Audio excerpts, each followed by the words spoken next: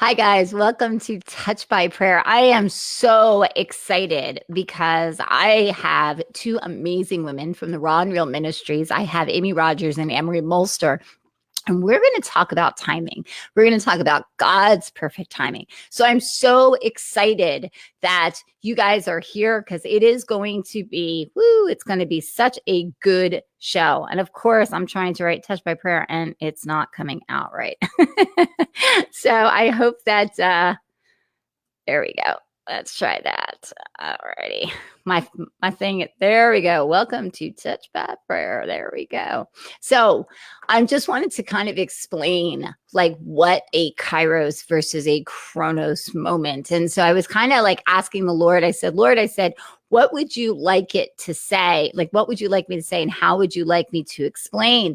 And so I was thinking about all the different times that things have happened in my life that was like, whoa, that was such a God appointment. That was such a God ordained appointment. And so the first thing that kind of popped into my head is when I was working in cosmetics, I was working, as many of you know, I worked for a cosmetic counter, a cosmetic line of Clinique. And I worked at a place called Lord and Taylor, which is so funny. Lord. Anyway, so I'm at the Lord and Taylor counter and I'm having this conversation with this man. And I'm thinking that this is going to be a God moment with this man. That's what I was thinking because I kind of felt like God was kind of setting me up for something. When all of a sudden I see this woman, and this woman is kind of looking a little lost. And she just kind of looks at me and I said to her, I'm sorry. I said, did you need some help here? And she said, yes, I do. And I said, oh, okay. So I excuse myself from the man and I go and I assist this woman.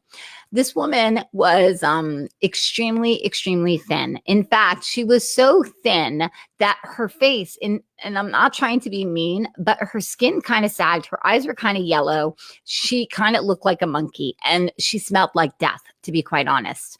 So she sits on my chair. And we start to have this conversation. And the conversation starts out that she is going to her niece's wedding and she needs some things.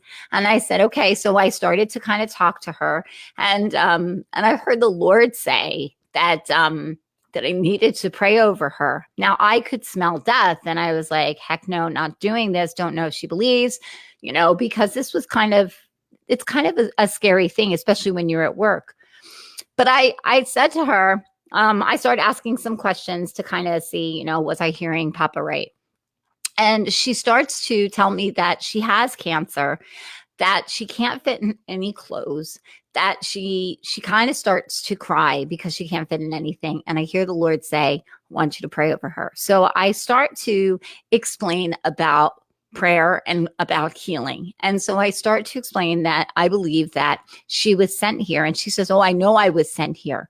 And I said, oh, really? And she says, well, I was actually at another store and I heard go to Lord and Taylor. She goes, I don't ever shop here. I never shop here, but I was told to come here. And so I came here and I was going to leave if you didn't stop talking to that man. But then you talked and you got my attention. So I decided to come over. Well, to make a very long story short, I started to tell her about how God was sending people to my counter. And I started to explain that every single person that I prayed over got in my book. And she says, you really have a book? And I said, yes, I do. And I actually went behind the counter and I brought the book to her and I showed it to her. And she said, okay, Lee, okay, I'm going to be in your book, Lee. I'm going to be in your book. I said, okay. And so I began to pray over her. And what happens still to this day blows my mind, because when I saw her, she looked sick. She smelled like death and she looked like a monkey. And as I started to, after I prayed over her, I started to put some makeup on her. I started to look at her and I said, our makeup is good, but our makeup isn't that good. And she looked different. I started to see, like, her eyes started to get clear. I started to see how her countenance started to change. I started to see her skin coloring changed. And so I put her in my book. And that was such a Kairos moment, because she had her agenda. She had her Chronos time. She was going to get makeup, but God had an appointment set for her. So what happened is I said to her, which I didn't remember, I said that when the doctors take out your lymph nodes, there will be no cancer in it. And she said, you really think so, Lee? Now, I don't remember saying this, but this is what she said, because 2 months later, she came back to my counter and I didn't recognize her because she put weight on. And the only reason I recognized her is because she called me Lee. Lee, can you believe it, Lee? And I recognized her voice, but I didn't recognize her because she was different. And when she went to the doctor and when they took out the lymph nodes, there was no cancer. So I'm saying all that because when God has an appointment, when he has something set up and he has a Kairos moment for someone, when your Chronos and his Kairos meet, miracles can happen. So I wanted to actually bring in Amie Molster, and I wanted to bring in Amie Rogers from Raw and Real Ministries. These women are incredible and they are just so anointed. So thank you guys for coming on to Touch by Prayer. It is such an honor to have you. It's an honor to be here. Thank you. So, okay, let's talk about this because you guys have been kind of, Amie, you've been like writing about the timing and Amy's been writing about the timing and I've been feeling about the timing and everybody's all about the time. I mean, you can see it. It's all over the place, right? Right. Definitely. Okay. So what is it? So who would like to start first? Because I feel like you both have so much to kind of share. Amie, I'll let you pop in there. Okay, well, I'll just start with kind of what was going on yesterday. I was, just kind of been walking through some things personally and just kind of asking the Lord, what are you doing right now in this moment? And he began to show me these two clocks. And he began to talk to me about how one clock was our Kairos time and how the other clock was his Chronos time. And he began to just say, I created all time and I hold all time in my hands, but I gave you free will and choice. So what is your choice? Which clock are you going to look at? And I just kind of sat there and I was like, oh, whoa, yeah, you're right. Because, when we look at our Kairos time, that's constantly ticking. We're looking at our clock, we're looking at our schedule, we're looking at our calendar, and we're going, God, why aren't you moving right now? I thought you said you were going to move here, and I thought you said you were going to move here. And when it doesn't happen because his timing hasn't met our time yet, that stirs up that frustration and that disappointment. And then we begin to battle things he never intended for us to battle. So he began to just say, which clock are you going to look at? And so when we choose to look at his Kairos clock, when we choose to just keep our eyes on him, not on our calendar, not on our clock, not on anything here in this earthly realm, he begins to move more swiftly because our trust is really kind of like the fuel to the fire. He's not going to really necessarily speed up his time because his timing is always perfect, but his Chronos clock can move back and it can move forward faster than just our normal everyday clock. So if you really, that's really what I was looking at a lot yesterday, and just readjusting my vision to pay attention to his clock and what he's saying, so that can then be made manifest and meet up with our Chronos time and our situations. That's so good. That's so good. And everybody's talking right now about time. Everybody. I mean, I have been talking about time. God's been talking to me about time. Yeah. I think Nate Johnson's been talking about time. There's so many people who are talking about time and the times and the seasons. We've talked about the Issachar anointing. We've talked about knowing the times and seasons. And that's something that I believe that God is really starting to make us become much more aware of. Is his timing, because we can kind of recognize things. We can kind of feel things, especially like we know when we're being set up for a God appointment. We just feel it. We just feel it in that moment. It's like, like here I thought that this gentleman that I was talking to at my counter, I thought that was the God setup. So I heard correctly in my spirit that there was a setup, but I was still outside of the time because it wasn't that man's time. It was this woman's time. Right. Interesting. Well, I think, a lot of what I've been journaling about is that, for the past, I would say, 1.5 to 2 years, a lot of my time feels like it has been stolen. So often that's my biggest prayer is I just need my time stretched.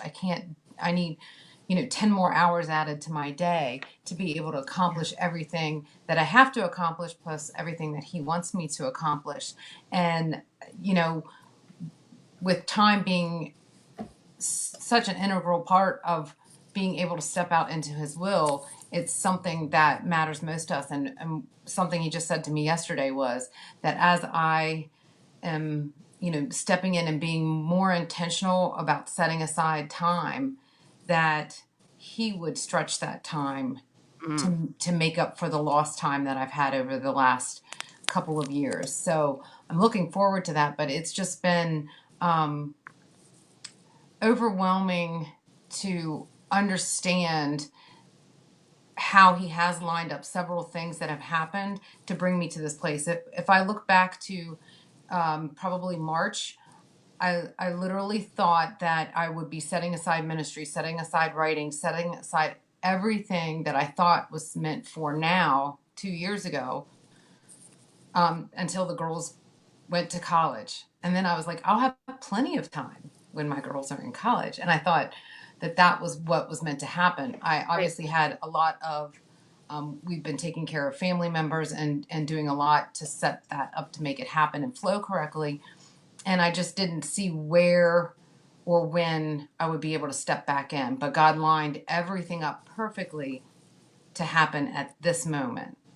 And I was not expecting it. 2 weeks ago, you would not have known, I would not have known that I was going to be talking on here with the two of you. Amie and I have stepped in great contact. I've continued to write, but I just would not have expected to be back on and speaking with others. It's time. It's time. It's time. It's time. And that's what I've been feeling. I've been really feeling that there has been such a shift that has just happened probably within the last couple of weeks. And I definitely felt it. Like I went to New Orleans and I felt that there was a shifting that happened when I was down there. And my husband was talking to me today and he was like, do you really think that you were supposed to go to New Orleans because of the time and because of the money and just because of the stuff?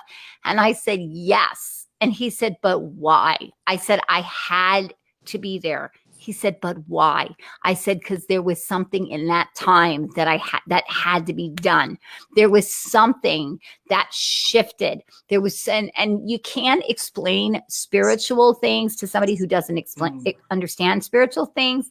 But I just knew in my spirit leapt when I started to hear about what was happening. There was something inside me. I felt like Elizabeth with the baby when she was carrying, carrying John the Baptist, that the baby leapt.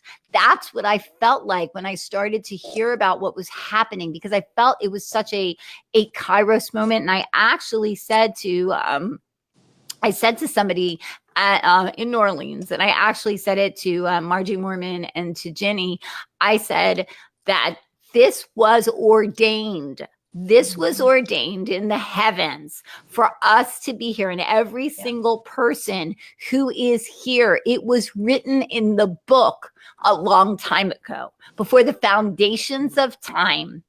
This was written. And that's one of the things I kind of want to talk about. I really kind of want to talk about how, we can, it says that God has great plans for us. And it says that he knows our beginning from our end, because there are books with our names in it. There are books with the things that God has planned for. His Kairos moments are written in our books. Absolutely. And I had this vision of the Ancient of Days. And when I went, I actually had this vision that I was in this room of like a library, and I could see the different books. And the Lord, and I was with Jesus, and Jesus said, "Do you want to see your book?" And I knew the man was the Ancient of Days. And so he brought the book and he showed me the book, and it was for a time. And he showed me all the names, and he showed me what was going to happen in that, like in that book, but it didn't say the time. But his time for each different event that was written, there was a timing for it. That's right. Oh yeah. Oh yeah. Yeah, I mean he's purposed and marked us before we were even born. And I think it's up to us to really just kind of walk through our life, i.e., our purpose, listening and watching for him and his movements, so that while we're in our obedience, I think we'll have faster manifestations of his Kairos time as we walk forward, to hit those marks, so to speak, to reach those goals, to, step into those moments to not only just change our lives, but change other people's as well. We've been declaring for quite a while now, it's time, it's time, it's time. And we're stepping into the new, and we're stepping into the new. But I think a lot of people have maybe gotten a little hung up or stuck, maybe. I just keep seeing this door that says new, and everyone's just kind of like standing at the threshold, and they're like, I'm trying to walk through, but something comes up.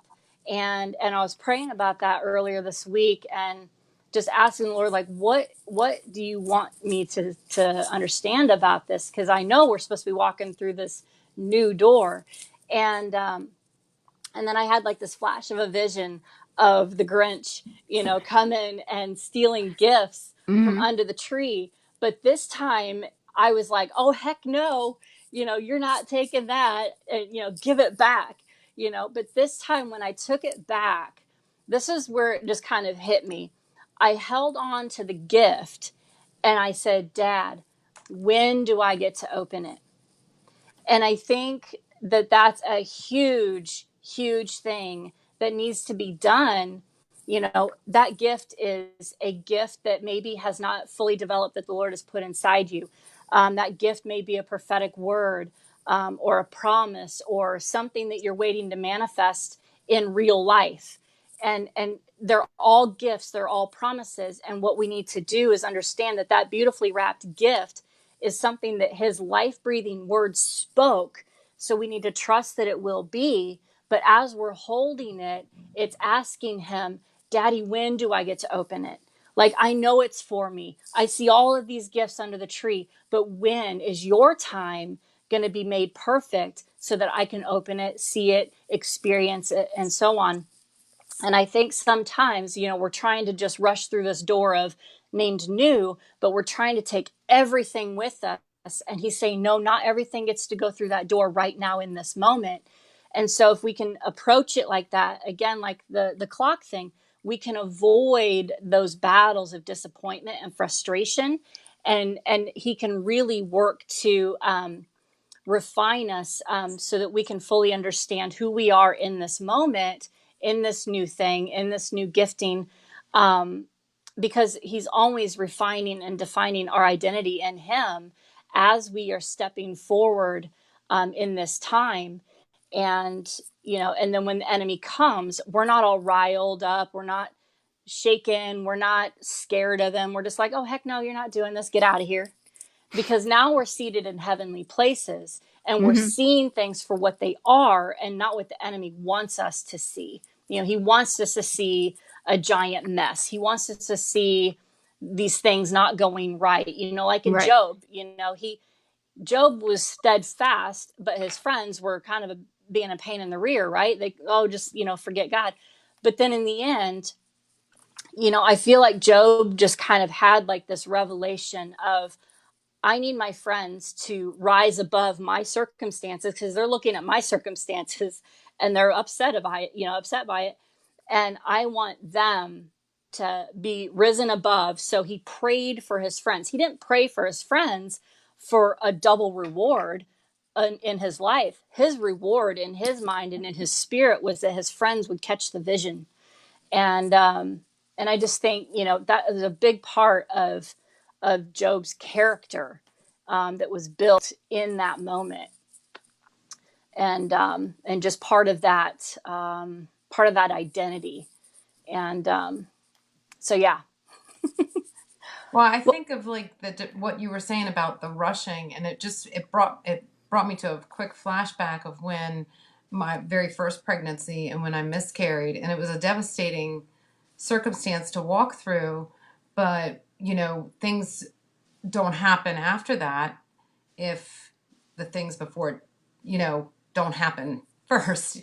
We have to have gone through that to be able to, my first daughter wouldn't exist if I had not walked through that. And I think a lot of that, so many of the things that we walk through, it seems like the enemy's up against us all the time, but some of it is actually to mature us and bring us to a level of where we need to be in that Kairos moment so that we're ready to actually step into, everything that he has for us. So every little thing that we're doing is actually walking us into that those heavenly places, instead of, just taking a jet and getting directly there, and not knowing how to handle it when we get there. It's all about maturity. I think I was reading this week, and I stepped into Ezekiel 16, and it talked about Jerusalem and how God reached down and brought Jerusalem from the bad place that it had stepped into, and had it not gone through all that, then it wouldn't have been at the mature level to be where he needed it to be when he bestowed gifts upon it and did brought everything into fruition at the time that it was speaking about then. And I just it really struck a chord with me with everything I've walked through, because it seems like everything in the last year has been an interruption, a delay. And it's been one thing after another to make me feel like, okay, he's going to have to reach down and pull me back out yet again. Right. Or am I being taught a lesson, or am I just being set up by the enemy? Which is it? And it's just been a very difficult process to understand. But when we get to the other side of it, we can look back and see exactly what was the enemy, what was he trying to keep me from, what he didn't actually succeed at, because here I am exactly where God wanted me now, and I've been exactly where he's wanted me the last couple of months, because I think when we are in certain places, he wants us to draw closer to him. And I have done just that. I needed to take my focus and put it on him. I needed to take my focus, and when I'm saying I'm praying for someone, actually sit and have the time and take the time to concentrate and pray for them. And when we do those things, then we're bringing about his will for us, and not just scurrying through the days and passing time and not using it wisely. Absolutely. And the scripture that kind of came as both of you guys were talking, the scripture was in Habakkuk 2. And it says, write my answers plainly on tablets so that a runner can carry the correct message to others. This vision is for a future time. It describes the end, and it will be fulfilled. If it seems slow in coming, wait patiently, for it will surely take place, and it will not be delayed. Now, there's something about that verse, is that, it says not, that God's ways are not our ways and his ways are higher. And there's so many different scriptures that talk about that God has different ways of doing things. But if we start to look at that Kairos time, that there are things that need to be prepared, that there needs to be a preparation period, just like you were saying, Amie, that you needed to take a step back in order to prepare yourself for the things that are coming. You needed to take that step back, because if it came too soon, you might not you might not have known what to do with it. Right. And I think because God is so good and so gracious, and he is so patient with us, he waits for us to get things before he can give us things. Because it's like we want to give our kids great gifts, but I'm not going to give a baby a brand new car to drive. They have to grow into it.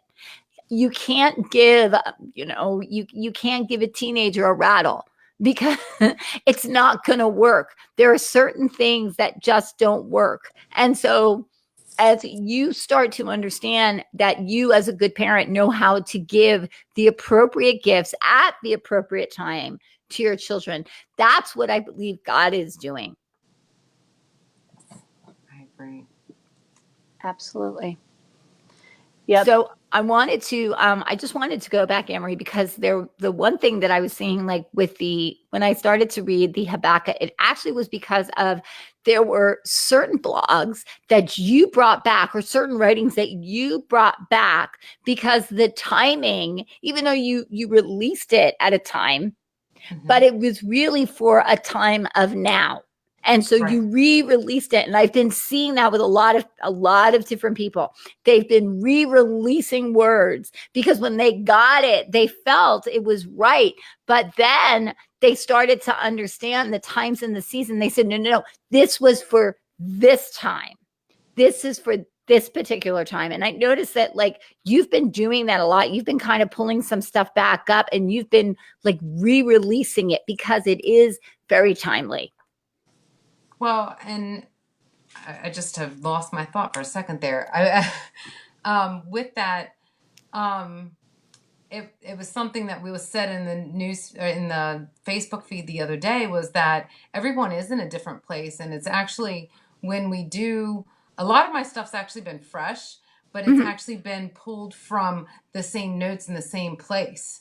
And said sometimes differently. Some of it I have brought back up the same exact thing, but not a lot. I haven't put a lot of long writings out, but I've been putting God's thoughts that he's giving to me each day. But everybody's in a different place at a different time. And one of our good friends the other day posted as she opened Facebook, one thing said, oh, rest in everything and stay where you are. And then the other thing said, everything's coming now. And she was like, well, what is it? Which is it? Well, it's wherever God has you right now. And sometimes things that I pull a lot more of encouragement out, and I feel like there is a season of encouragement for every single person that's out there.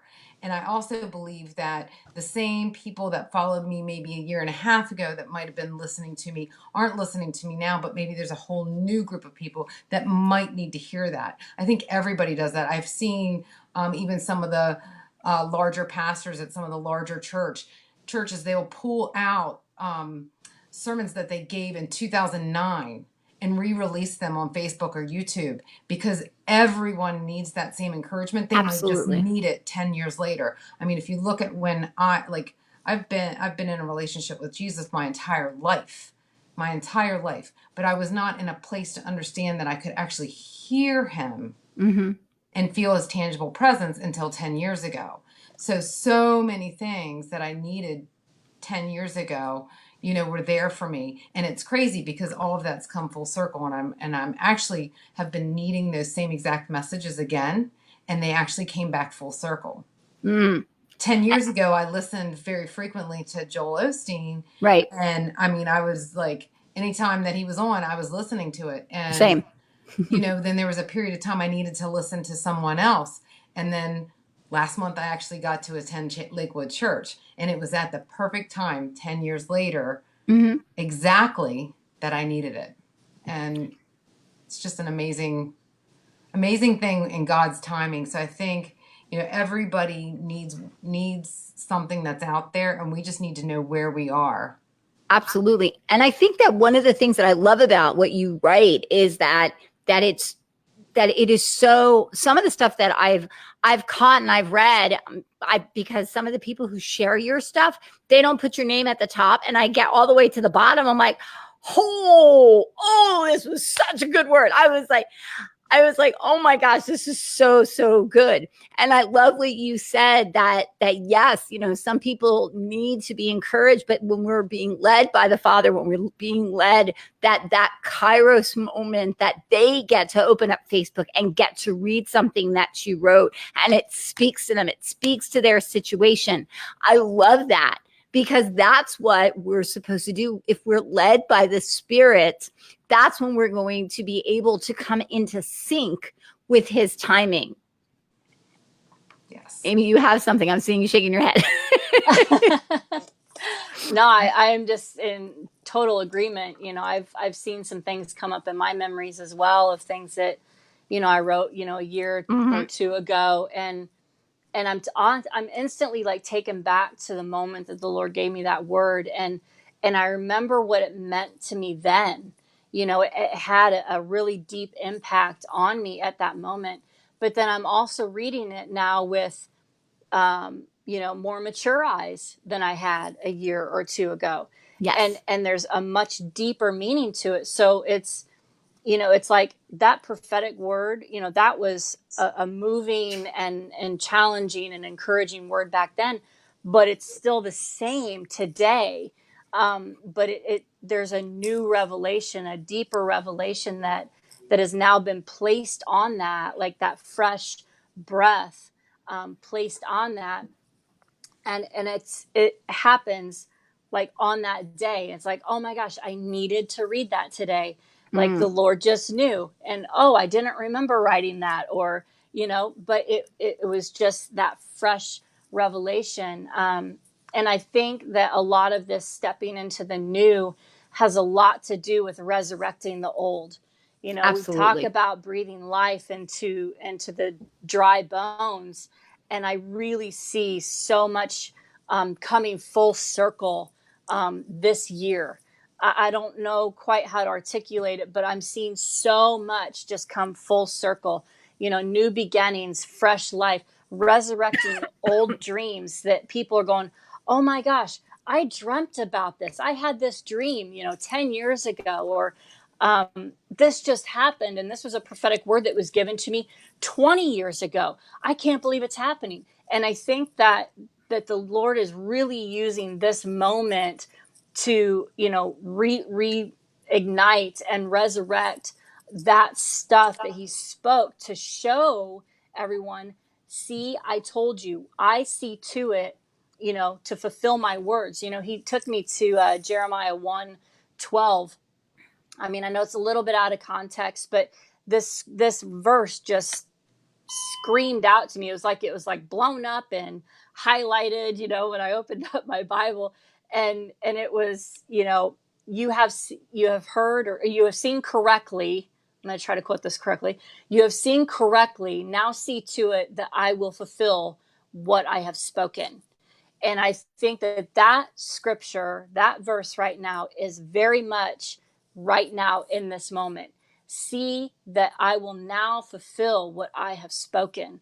And even though things in our lives, in our health, in our finances, in work, or whatever, it may not feel like it's quite lined up to that word that he spoke, but he's going to do it. And I think that that's where we keep our focus and our hope and our trust, knowing that what he spoke will be, no matter what all of this stuff looks like, it's going to, his kairos is going to hit our chronos, and his word will be fulfilled. Yeah, I definitely agree with that. I so agree with that. And yeah. I think that what we're also starting to see, I think we're starting to see that shift. I think we're starting to really experience the, how do I put it? It's almost like we've been set up for a perfect God intervention. It's like we've just been set up for such a, like, he's just positioned people in certain places and in certain areas, and that we're going to start to see things in such a different way that we're going to start to say, hey, how did that happen? How did that happen? I mean, I have I've had stuff that I'll say, you can't make this stuff up.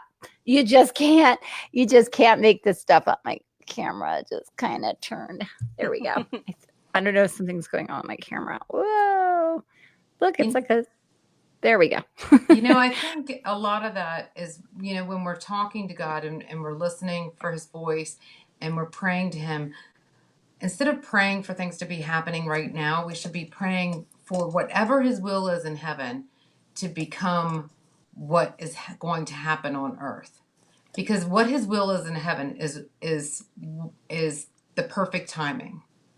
And if we're praying for what his will is in heaven, that he bring it to earth, that is what is going to be keeping us walking in heavenly places. That is what's going to be keeping us from being filled with the chaos of this world and trying to keep up and move ahead or not know when to move, and, our focus needs to be on what his will is in heaven and asking him, bring it to us. And then we know that it is absolute perfect timing and we can rest in that peace. Absolutely. And, when we, as we start to read the word of God and we start to understand what his will is, that his will is for healing, that his will is for provision, like his will is to set the captives free. His will, if we look at his name tells us what his will is. Yeah. He wraps himself in his promises, and his promises are what he wants to do. Because it says that his word will not return void. So, when we start to say, I'm coming into agreement with your perfect will, Papa, I think we also can, we can expect the good things. It's when people go out running ahead of him that we come out, but he's a good father. And he'll pull us back. He'll be like, whoa, come back here. But it's about being sensitive to the Spirit. It's about being obedient to what he tells us to do. It's about listening. And sometimes that's where that place of rest is. That's where a lot of people kind of think about rest is just sitting eating bonbons and not doing anything. Rest is actually rest is warfare. Rest is knowing that I can go through my day and do my stuff and know that God is with me. I can rest in the fact that everything that he has planned for me is good. I can rest in the fact that he will fight my battles. I can rest in the fact that he sends the angels before me, that I am protected. I can rest in those things so I don't have to constantly sit there and fight stuff. That's not what I have to do. I mean, when the battle comes up, yeah, we have to, pick up our stuff and start fighting. But in rest, it's the assurance that God has it. Well, and then, go ahead. What were you going to say? That's exactly where when we're there, it's exactly Jeremiah 33:3, where he says, if you're listening, if you're paying attention, if you stop and take hold of this moment, I will tell you things that are not known. And I just had this massive revelation the other day where literally a year and a half ago on one day, I had written someone a vision that I had. And in that vision, I was told things that could have possibly prevented many things from spiraling out of control.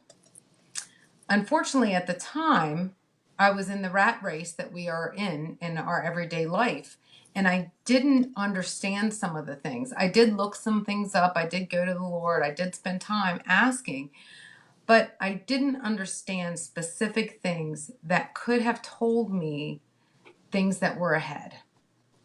And so I think that's where we can all be waiting for something, and we can all be moving in something all at the same time. But they're different areas of our life. Absolutely. I might be waiting on one thing and moving in another thing. And at that point, I should have, gone to him more. I should have been waiting and questioning, and it would have prevented a lot of upheaval over the past year. So it was just very significant that the other day that he brought it to my attention and closed it out 364 days later. and said, oh, look back, and everything lined up perfectly. Because he has perfect timing, doesn't he? And if we do that every day and we're listening to what he has to say, he will show us things that we would not otherwise see, that we would not otherwise know. And then we're listening and we're able to discern his will for us and move when he tells us to move and rest when he tells us to rest. Well, isn't that like what he did with Moses? I mean, seriously, like he was the cloud by day and he was fire at night. And like Moses said, I'm not going if you're not going with me. And he waited. He waited for the Lord to move. Yes. They set up camp and they sat until God said, okay, time to go. And every day, Moses would go and he would tabernacle. He would spend time with Papa. He would talk to him. He would get strategies. He would get understanding. But then when it was time for them to go, all God had to do was just start moving. And as soon as they start moving, it's like, well, time to go. Pick up our tents, grab the kids, let's go. And they were always ready to move. But we've become very complacent and we've learned how to sit and just think that, well, I can pretty much do whatever I want. And there is grace in it, but we also have to use wisdom sometimes because there are things that God will let us do because of our free will. He will let us go out and do and explore and check, even though it's not what he would like for us. And it could be outside of what his will is. But because our free will trumps his will, he will sit back and he will wait until we realize that he's back there and we're up there. And some people are so busy that they keep moving and they just don't even see that Papa's not with them. Yeah. Well, I think in our society, it's that quick rip and tip. I want it now. I want it yesterday kind of thing. I love that. The quick rip and tip. I love that. I'm going to have to use that. But we forget about the art of waiting and what the waiting actually does for us. It's more beneficial for us than if we just jump right in. As you were talking, I was just picturing David. He wasn't invited to the house to be, to meet Samuel, and then he was finally there, and he was anointed to be king. And what's he do? He turns around and goes right back out to the field. He could have very, very well just said right then and there, okay, you anointed me. Where's my crown? Where's my throne? Take me in my kingdom. I'm ready. But he didn't. He went right back to the field and continued to do what he was supposed to do, because I think whether he had an understanding or not, he just, went back to that process. Our heavenly processes, prepare us for our earthly, receipts of things. Because if we're not processed, I say this a lot, if we don't go through the process, we will not be strong enough to handle what he wants to give us, and we will not steward it well. Oh, come on. And we have to steward what we are called to. I wouldn't have been able to steward certain things several years ago. I wouldn't be able to, you know what I mean? We're constantly in process and we have to constantly embrace it. And the Lord has really had, me in a place of just like chilling, like sit back and listen, dig into my word, ask for revelation, and I'll give it to you. Like Amie was saying, that Jeremiah 30:3, ask and, I'll show you all of these things. And in this resting, in this preparation, along the way, he has given me dreams. He's given me words of actions to do out of the rest. So coming out of the rest, he gave me, I shared about that dream that was, all the different times and going back and writing things that were wronged and taking things back from the enemy and, taking over generational stuff and, all of that stuff. That wouldn't have come if I was too busy running around trying to do this, trying to do that, trying to, do the, I mean, you know what I mean? Just if I was not at rest, I would not have heard his instruction. And I think in the midst of all of that, we can hear his instruction, and then we can speak when he tells us to speak. We can do what he tells us to do, and then we go back and rest. You know, like with David, he was still out in the field, being prepared in his praise and his worship. You know, he killed the lion and the bear in silence. Nobody knew about that. He wrestled that stuff. He fought off enemies in the quiet, out in the middle of the field where no one saw. No one was there to applaud him. No one was there to, you know, raise up a, you know, party or anything like that. And then his dad comes to him. He's still anointed to be king. And his dad comes to him and says, hey, I need you to be the cheese and bread delivery boy for your brothers who are fighting the battle that you wanted to go fight. But you had to stay here because, you know, you're the little shepherd boy. And on that journey with that cheese and bread is when he stepped into the place that the Lord always ordained him and intended for him to step into. And the rest is history. Well, he stepped into his time. Yeah, he stepped right into that. He stepped right into that Kairos time. Yeah. And in that, and that's the thing, because if we all look back on our life, every single person has had a Kairos moment, whether they believe in God or they don't believe in God. But there were divine appointments that were set up, that were orchestrated, that when you sit back and you think about it and you say, this is just impossible. This is just impossible.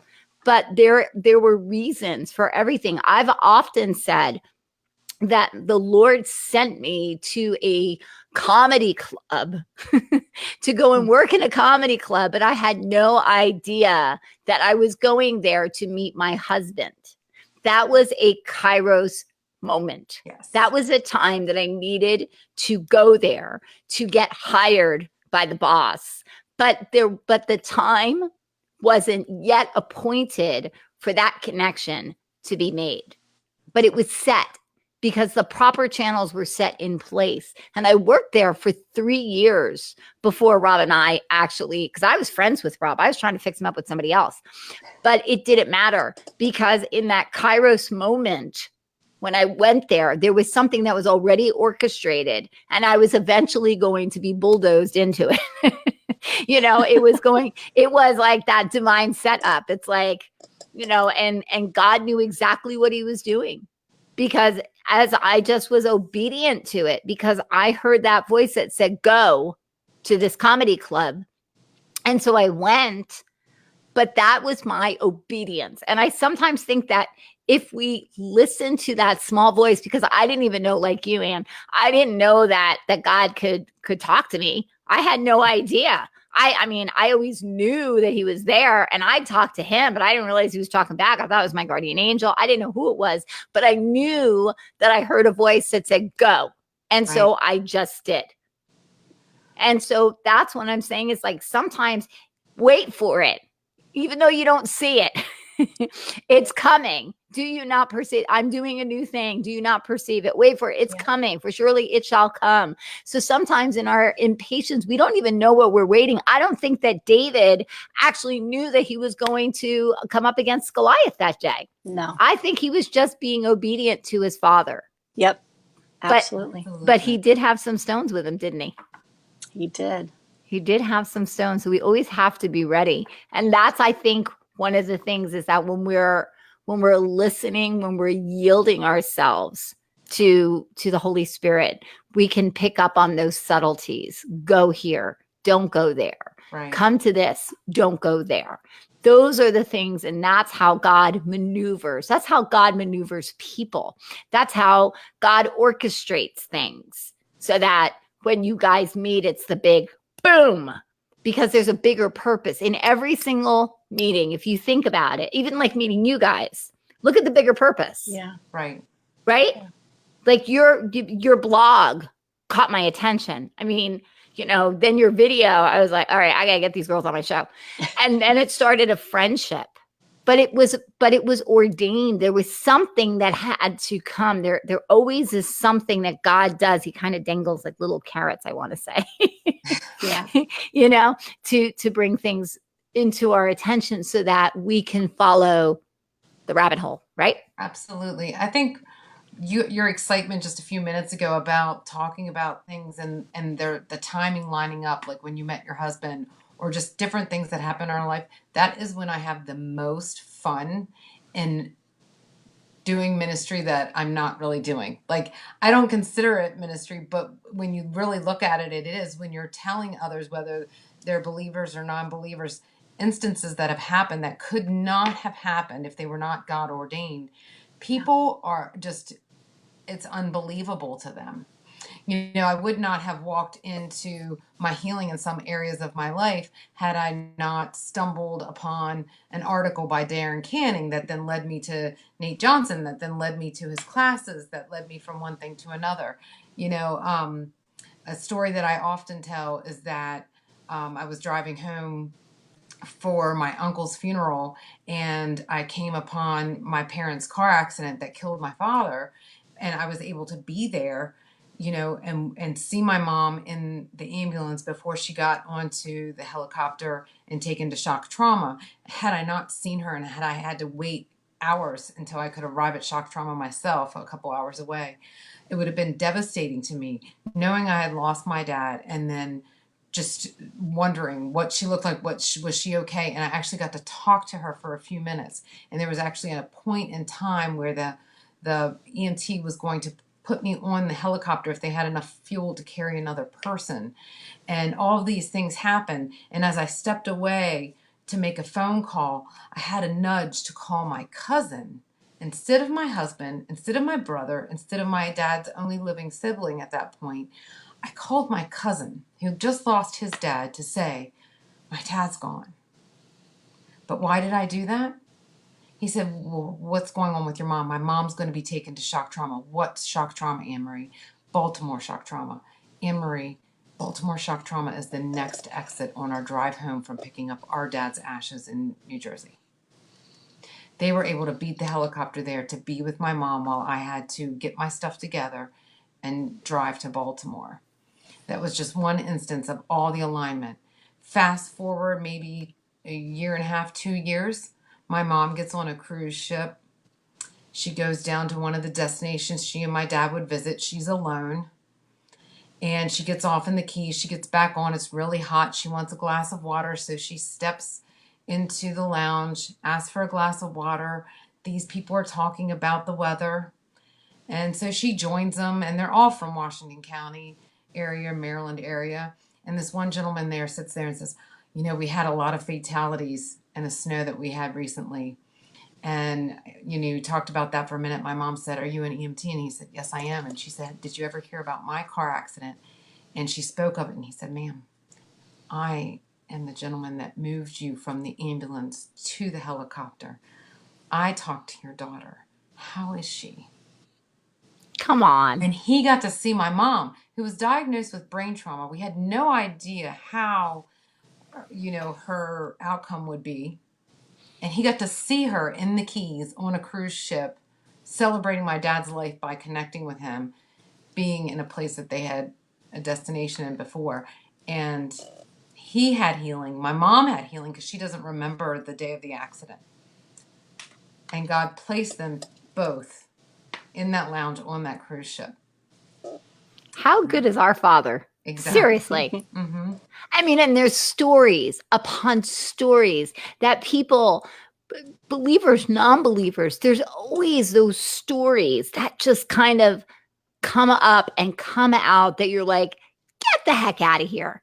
Like, no way. Like, there's so many. And I know that, you know, I've had them. I know that Amie's had them. And Anne-Marie, I know you have even more stories like that of just these beautiful divine appointments, those Kairos moments, those Kairos times where God just comes in and says, look, here I am. Here I am.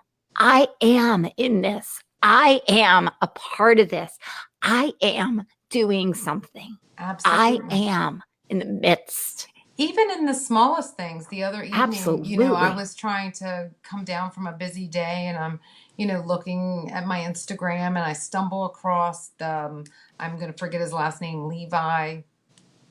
He's a pastor, pretty well known out there. And I was like, okay, this is a guy I haven't really seen that much. Why am I seeing him? And then I saw in the comments that a book that he wrote was one of the breakthrough books that many people had read that got them through the loss of a small child.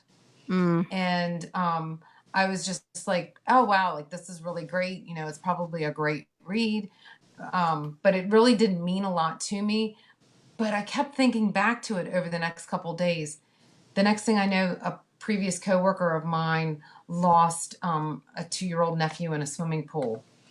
And the parents and the grandparents of the little boy were having a really difficult time. And I was able to reach out and grab this resource that could help them that I would not have seen if it wasn't in that smallest moment that when I opened Instagram it wasn't something I was following. It was more like an ad type thing, or just, something that's out there.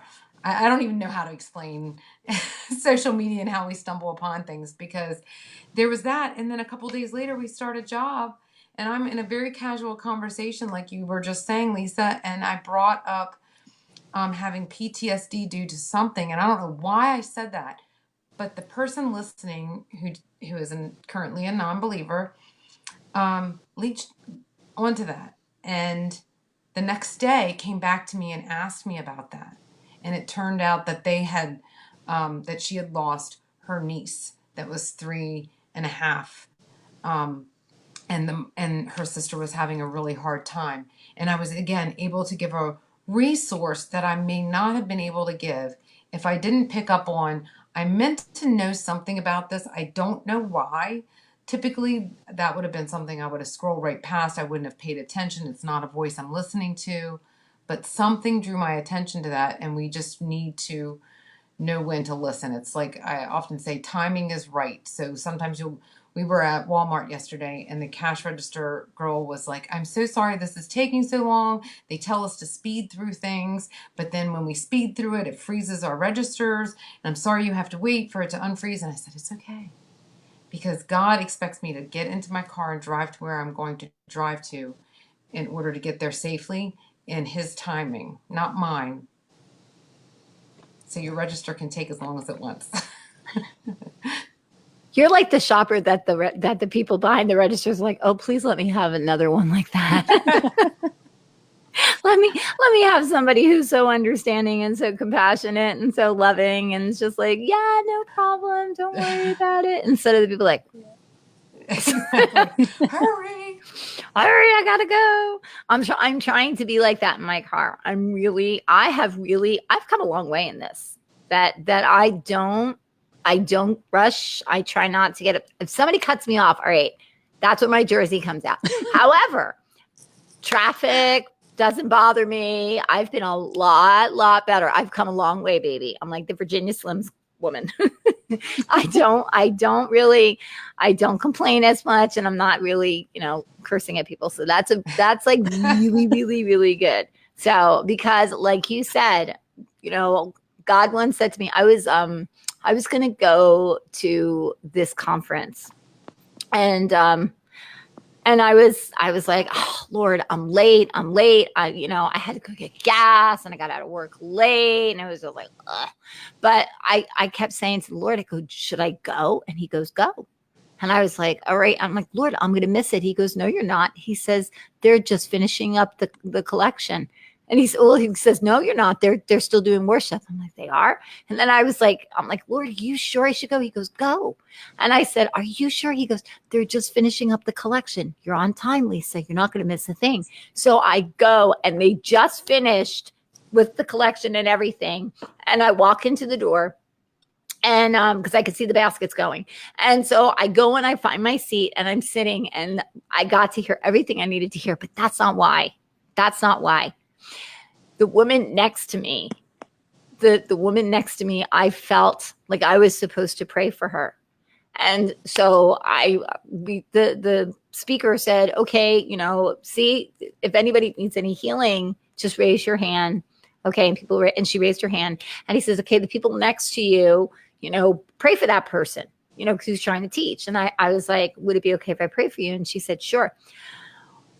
When I prayed for her, she went back. She completely got healed. And she was praying and asking the Lord that please, please, please let her get healed. Let her get healed. And so she thought for certain that she was going to be healed by the speaker. But God's Kairos said, I'm not going to use the speaker. I have somebody else. If she just gets there and stops delaying, then you're going to get what you need, because he had a plan. And I believe sometimes he uses people, and he used me because it was very, very early on in my, when I was just first starting to lay hands on people, and I was really unsure. But because of it, that Kairos hit her, but it also hit me, because it gave me a little bit more confidence to go back out and to start praying for people and to believe in the healing that God has promised us. So sometimes that Kairos is not just for one person, but sometimes it's for many. Sometimes that Kairos can affect a nation. Sometimes there are Kairoses that can affect the planet. How about that? Mm-hmm. Oh, yeah. Absolutely. Absolutely. Yeah, I was thinking about, I was going through a lot of healing, but I was just kind of in my little shell, and I didn't have anybody around. I wasn't talking to anybody. I didn't have any friends, and I started to kind of come out of my shell a little bit by doing like a direct sales job, so I could just kind of work from home, and it was kind of pushing me out of my shell. I mean, I was very, very uncomfortable. And right about that time, I was just praying the Lord. I was just asking him, I'm like, Lord, I really want some friends that could, talk with me about you and revelation, because I didn't have that. And so at that time, I was just asking him for that. And so right about that time is when Periscope launched. And so I was just on there, late one night, and, I pulled up the little button that, shows the picture of the earth, and I'm looking at, because it then showed like these little red bubbles, and it had the numbers of how many people were broadcasting in that part. And there was this little bubble that just said the number 1 on the east coast of Australia. And I'm like, well, that'll be interesting. They speak English. I can hop on there. And it was this guy just playing some worship music. And I'm like, I'll just hang out here and listen to this for a little bit. There was probably 5-7 people on there, and it was Nate Johnston.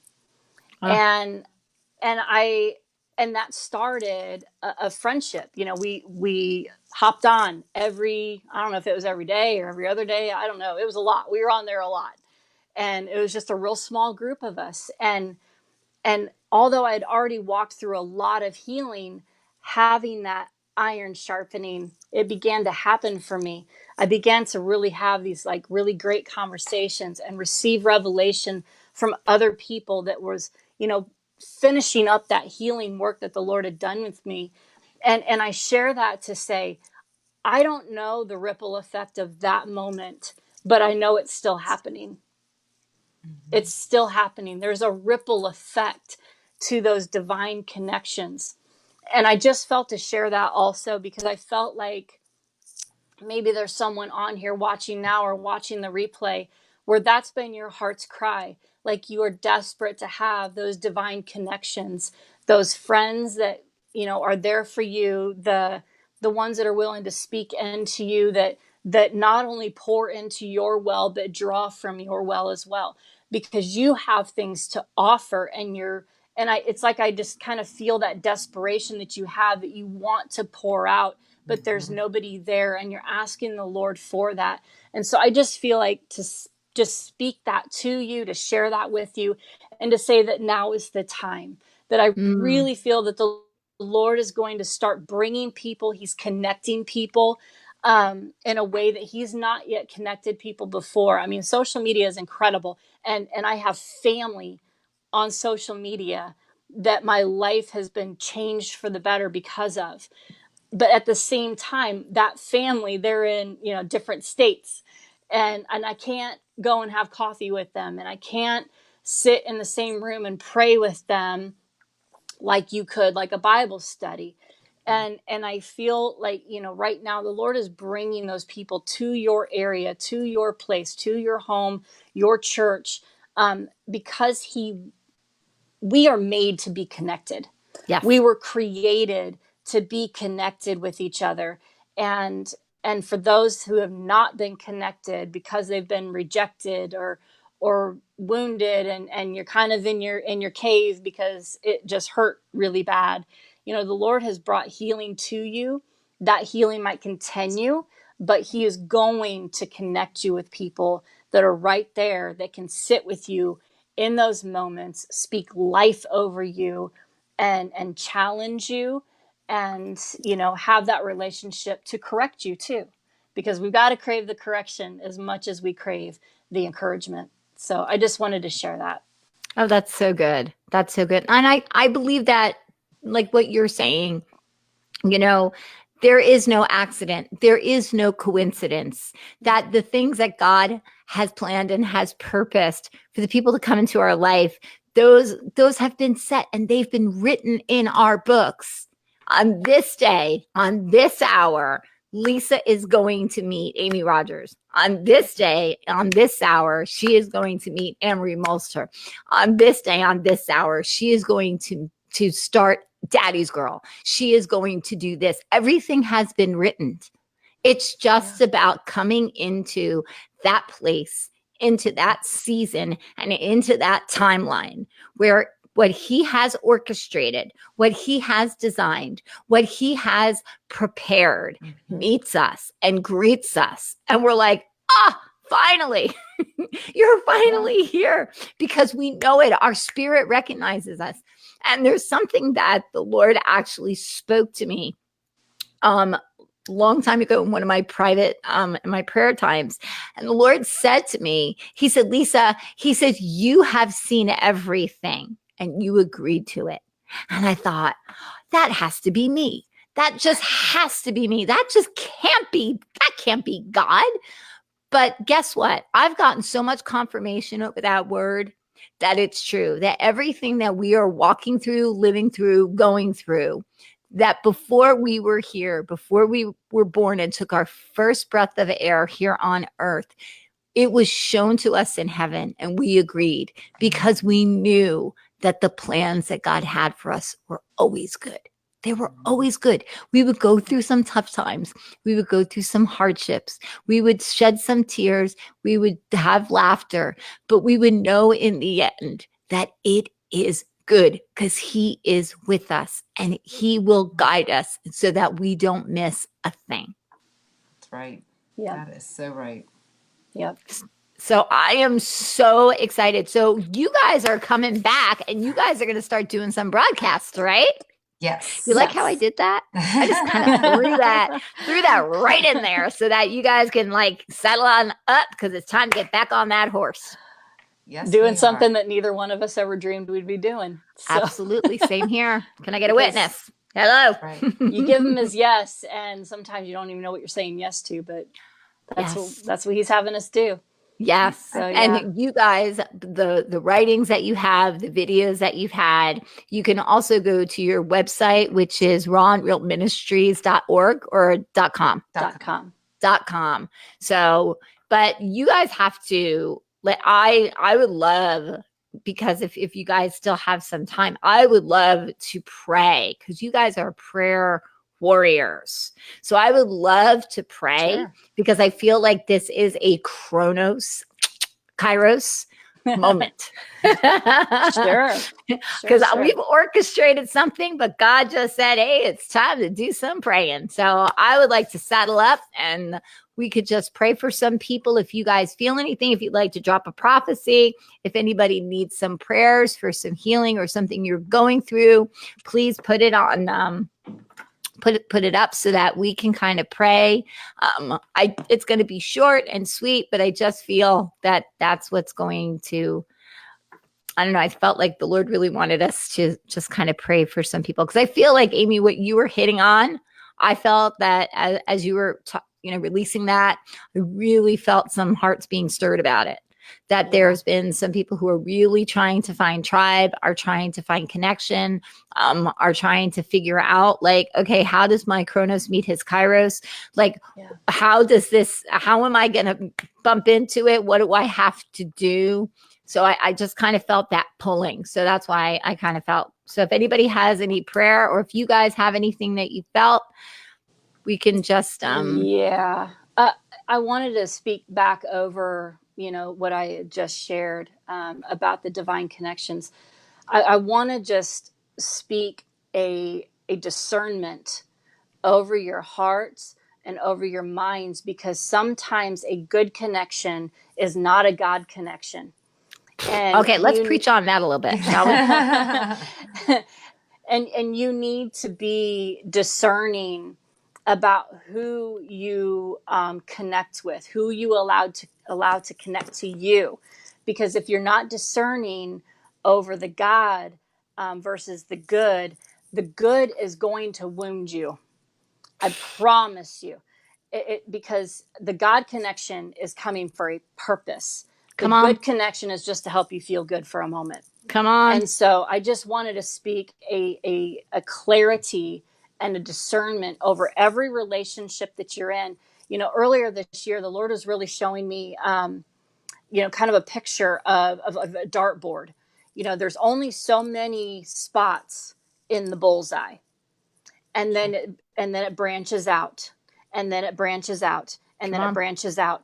And those lines, there are lines and boundaries, and you've got to have those, and you need to discern and understand who belongs in your bullseye and who does not. And you can do this very, very lovingly. And sometimes you don't even need to discuss it. It's just, who you can have very, very close to the vest, that you share everything with. And again, there are not that many spots in the bullseye. I think big thing I've learned recently with that is, if you have to change anything about yourself to please another person or another group, and it's not, and I'm not talking about maturing in an area or learning something. I'm talking about changing who you are and the values that God has instilled within you.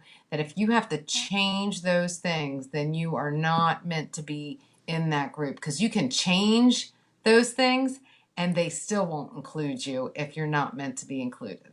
Come on. Now that'll preach. That will preach. That will preach. Yeah. It will. Yeah. So if you're a non-drinker, don't start drinking just to be part of the in crowd. That's it. And I'm just going to say one other thing, that when God puts someone in your life, you're going to see his fingerprints all over it. Yes. You're going to see his fingerprints. You're going to know, because there is something about it. I mean, I can tell you the people that God has placed in my life, Papa's written all over their faces, and they will correct, they will encourage, they will support, they will hold. I mean, they will do what needs to be done. And I believe it's so important to have the right people in, like you said, on your dartboard. Although there are some people that you might want to. I'm being funny. I don't mean that. I'm trying to be smart. Those are the little balloons that you put up on the dartboard. Yes. Yeah. Can we do that? Let me tell you something.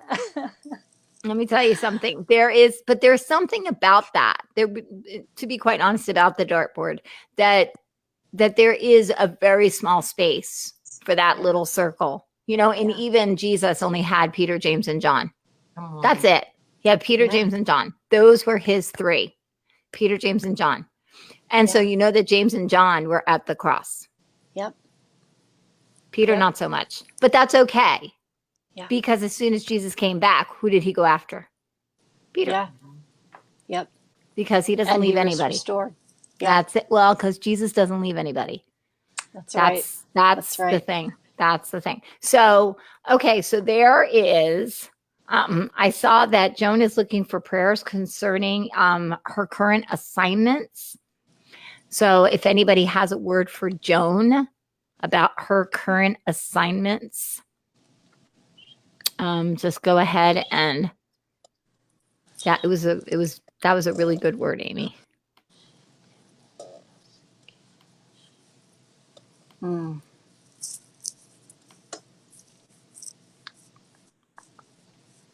And if you guys are listening and if you guys get a word for Joan, you guys can also just type it in, because I think that that's the whole purpose of this. You know, when we're starting to minister, ministering is not just the people who are here. Ministering comes from the body. Right. You guys are part of the body. Yeah. So if you get a word, if you hear something, this is a safe place to put it out there. Yeah. Because nobody's going to sit there and go, no, that's wrong. That's not what this is about. Because if you've never tried, if you never step out of the boat, you're never going to know if you can walk on water. And I think that it's time for us to really start to encourage people to take that first step. Yeah. It's just asking Papa. It's just saying, Lord, what do you want to say? That's all. And the first thought that comes in, that's the first thought that you release. That's the first thing that you say.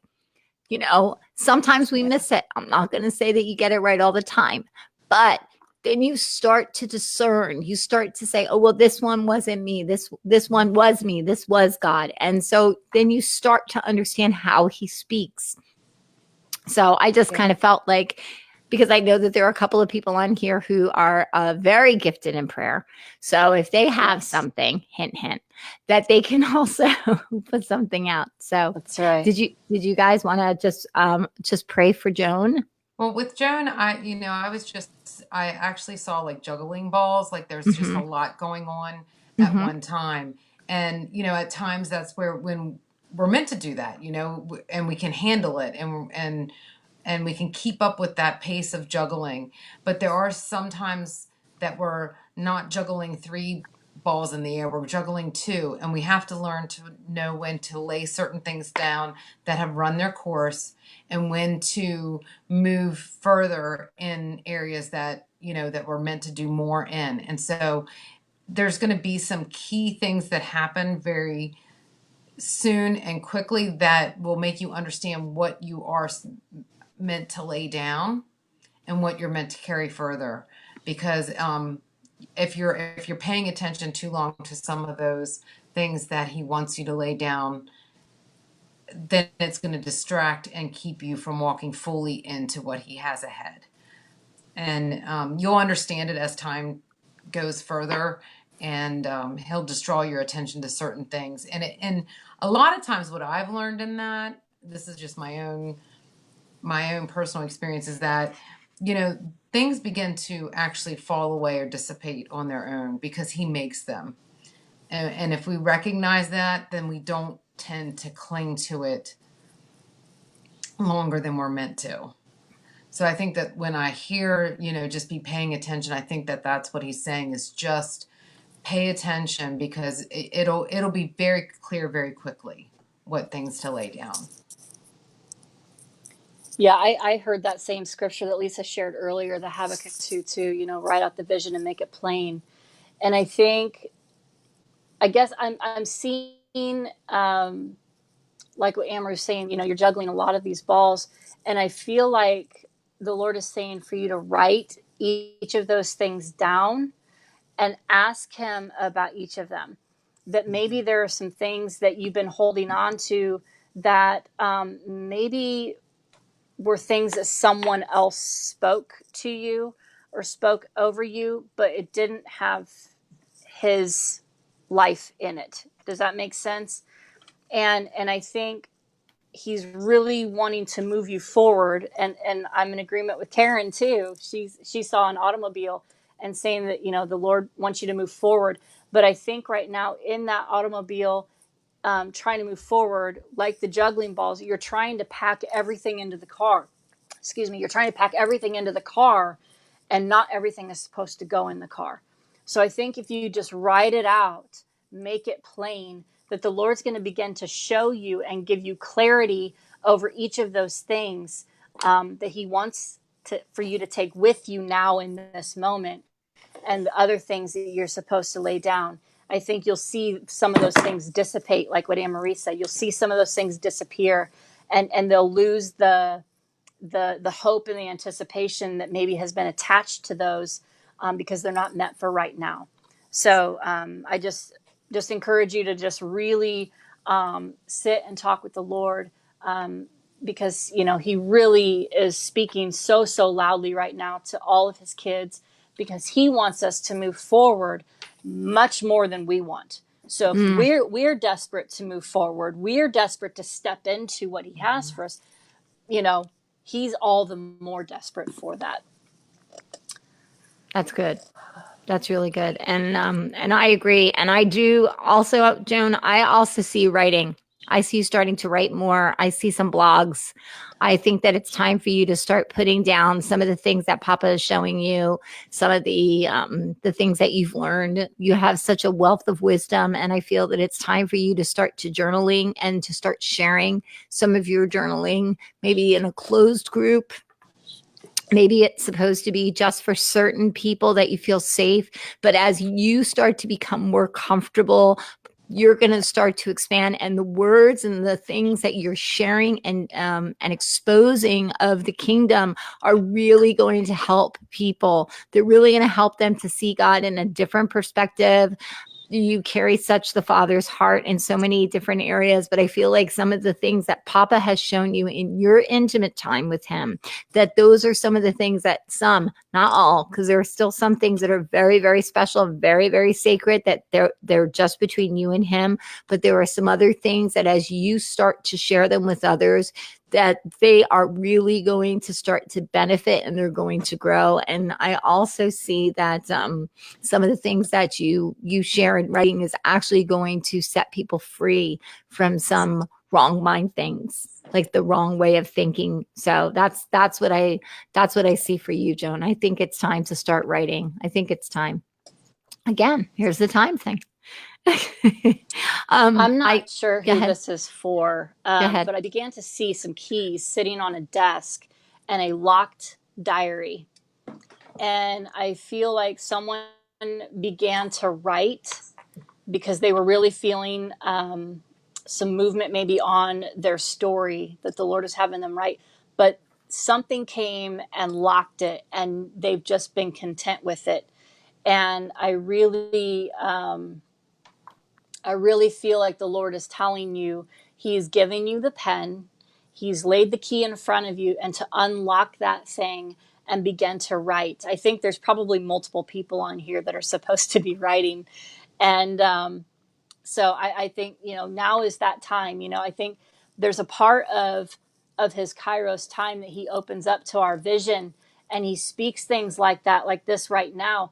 And it's up to us, our choice, to move in obedience. We have to do that thing. That's an instruction. He's giving you that prophetic word, but then he's giving you something to do to help make that prophetic word come to pass. And I think there are a lot of dreams that are attached to that writing that won't manifest until that writing is finished. It's like writing step 1, dreams come true, step 2. You know what I mean? So I think, unlock that thing, get that pen, start writing, quit doubting.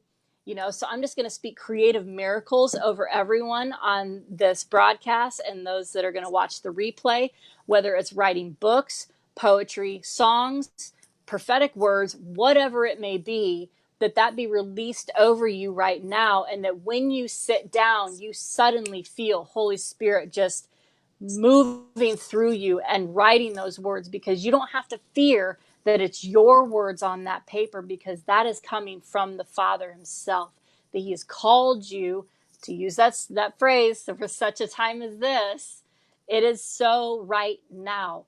So grab those pens. He's got those things anointed, and you need to start writing. Well, I'm going to tell you, I'm going to take that word. I'm sure other people are going to too, but I have on my desk a set of keys. I have those keys that Marie gave me.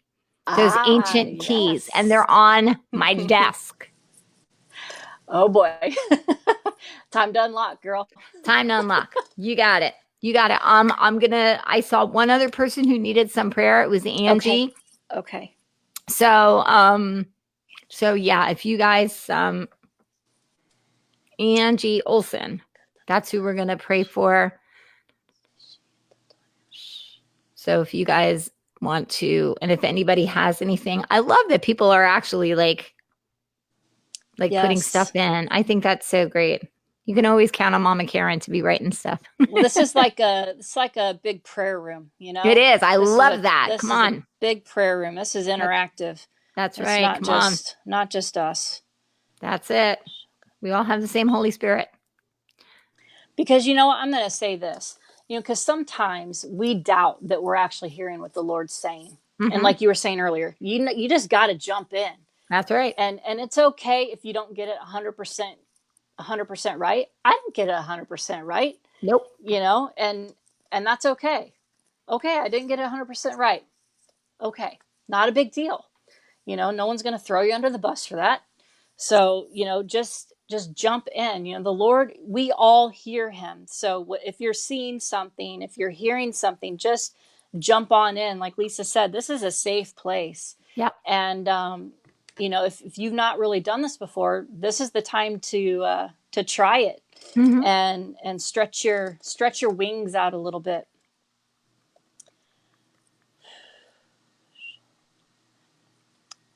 Yeah, I like that, Karen. I was hearing the word treasure.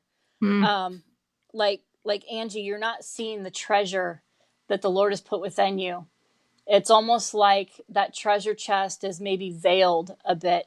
And I don't know if that veiling has come from wounding, from other people not giving you permission to shine. And I think the Lord really wants to just rip that out and really encourage you to ask him, let me see you, or let me see me how you see me. Mm. And I know he's going to show you that treasure. It's not only just the amazing value that you are and have as a person, but what he has set inside you. The people around you are ready to hear what you have to say. And I think he really just wants to remove that covering that, I don't know if it's been you that kind of put that over to protect yourself. But it's time to shine. It's time to be revealed. There's that scripture, all creation cries out for the sons and daughters of God to be revealed. And now is your time of revealing. And you can't be revealed until you see with his eyes what he's placed inside of you. And once you see it, then everyone else will see it as well. So I just want to encourage you on that.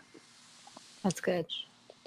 Angie, I'm hearing the word transition, that this is a transition time for you, that you're shifting into some new things, things that might seem a little uncomfortable because you don't like change. So I'm sorry, but you don't like change. But God is shifting things, and he's shifting them into the proper places. And I'm actually, do you remember like the puzzles that you had to put like this way in order to like move all the pieces until you could get the little red thing into the middle? That's what I'm seeing. So I used to play it as a kid. So I'm seeing like these tiles being moved and being shifted. And I feel like, that God is trying to get everything properly aligned in its place. People, housing, just everything is being shifted right now. And in the shifting, it's a little bit uncomfortable. And so you might be feeling like it's out of control or what's going on, because it just feels like there's so much shifting, but God he's in it. And I see it's his fingers that is orchestrating and moving things into their proper places until it's just all going to click into place. And things are then going to become more established. It's going to be like it's done. Like once you get it, like once you get that piece into the proper place, you put the game down. It's over, right? That's what I kind of feel. It's like this stuff is just being shifted and moved to get everything into its proper place. And when it's finished, it's going to be done. And that's when you're going to start to feel your rest. And that's when you're going to start to see. You're also going to start to see the faithfulness of God. You're going to start to see how much he loves you and how much he cares for you in this transitional stuff and how much he also cares for your family. And your family's going to start to see that too. So I feel like, so don't be surprised as the things are coming, but know that his hand is on it, if that makes sense. Amory, do you have something? I don't. I felt a little bad there. My power cord had come unconnected and I had to block myself out, and I wanted to check. That's okay. It was down to 2% there. Do you have power? Yeah, I do now. Okay. You're good. Things are a little off today. That's okay. No, you did great. AC went out, and I think we're back down instead of 88 degrees. Goodness gracious. We're back down to about 74. So, oh my goodness. So sorry. No. It's all good. It's all good. I don't know if Angie is still here. So if she's here and if you want to just chime in, but I'm sure she'll contact and I'll definitely, I'll get that back. So it's 9:30 and I think we're pretty much done. Yes. Unless you guys have anything else. I don't. I think we're done. Okay. Yes, Amory? Yes, I believe so too. I'm just excited to have been able to do this. I appreciate it. Oh my gosh, you guys are such a joy. I love having you here. I love you guys. So this has been, yes. Can I speak one more thing? She's there. Yep. I just felt like some people have really been, I'm not sure specifically who this is for, but I've sensed that some of us have been, trying to walk through these doors and they've been feeling really beat down and beat back, like that whole, 2 steps forward, 1 step back, or 5 steps back, or, and there's part of it is just the timing of things. But there's another part of it where the and trying to kind of steal your authority and steal your, disrupt your movement. And I just felt like I needed to just speak a boldness over you to not cower or put up with the enemy's junk. I've been so fired up over the last 2 weeks with just, oh, heck no. The enemy just keeps trying to come in. And like, no, you don't get to do this, because I finally, had the revelation of where I sit. Come on. And I just wanted to speak that over you guys, to remember that you are seated in heavenly places with heavenly authority, and you call forth things as they are in heaven here on this earth. His will in heaven here on this earth. His will is for you to step forward. His will is that the enemy is already defeated. His will is that you are victorious. His will is that you will receive that thing. You will step into that thing. And so you need to really just kind of get lit with some righteous anger at the enemy and just say, it's done. You are done messing with me. You are done robbing from me. You're done doing this, that, and the other, trying to trip me up and push me down. It's over. It's over. And so I just really felt like I needed to kind of share some of that with some others, because it's time. It is time. It is time. It is time. Amen. Yep. So good word. Leave you with that. Come on. Heck no, you gots to go. That's right. Heck no, you gots to go. That's right. This has been awesome. Thank you guys so much for coming on and for praying for sharing your revelation. You guys are so awesome, and you are always welcome back on Touched by Prayer whenever you want to come, because I'd love to have you. I love you guys. Love you guys too. Okay. So if you guys are interested in finding Amie and Anne-Marie, you can find them on Facebook. You can also go to rawandrealministries.com. You can find them there. Send them some text. Tell them how awesome they are. Tell them that you're waiting with anticipation for their next broadcast, because we got to get them back on the horse. So it's planned for August 1st. August 1st is our planned broadcast. There we go. August 1st. You heard it here right on Touched by Prayer. So August 1st, catch the Raw and Real ladies, Amie Rogers, Amie Molster. Man, they are a 2-pack of power. Come on. So thank you guys for tuning in to Touched by Prayer. Next week, I have Roger and Robin Fields. I'm so excited to have them on my show. It is going to be so much fun. Just remember to go out and touch someone. Good night, guys. Love you. Good night.